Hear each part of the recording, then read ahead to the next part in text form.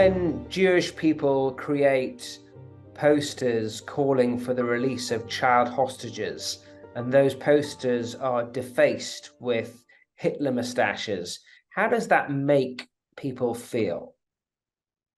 This is the most upsetting thing of all. You know, every day as we watch this conflict develop since the 7th of October, there have been over 200 hostages held in Gaza every day and every night in the most terrifying of conditions.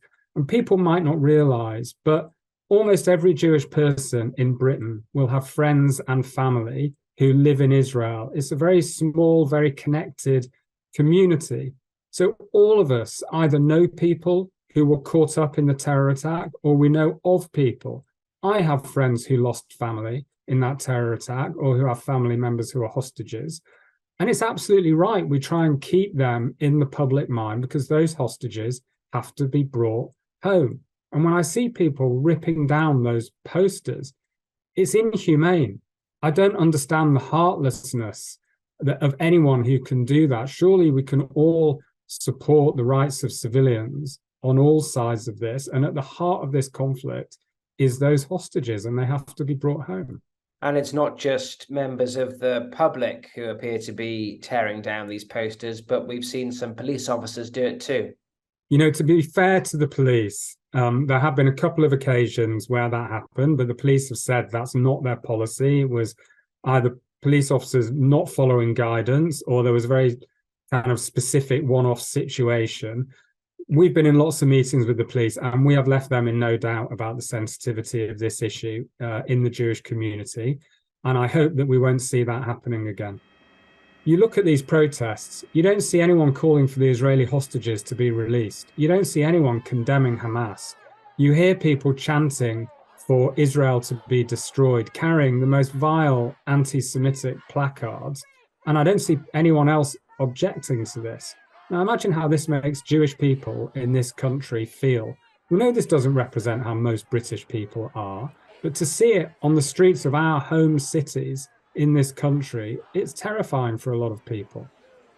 People are very anxious about what the future holds, both here in Britain and in Israel. The whole community was utterly shocked and heartbroken by what happened in Israel. And then we get this massive wave in anti-Semitism. Just today, as we speak, my organization, Community Security Trust, has logged 1,000 anti-Semitic hate incidents and hate crimes across the UK since the 7th of October. We've never seen numbers like this. So, of course, Jewish people around the country are fearful of going outside and being identifiable as Jewish. They're changing their behavior, they're changing their clothing, because they don't want to be the next target, and that's understandable. We know that Britain overwhelmingly is not an anti-Semitic country. It's a country where the Jewish community has built a really wonderful life.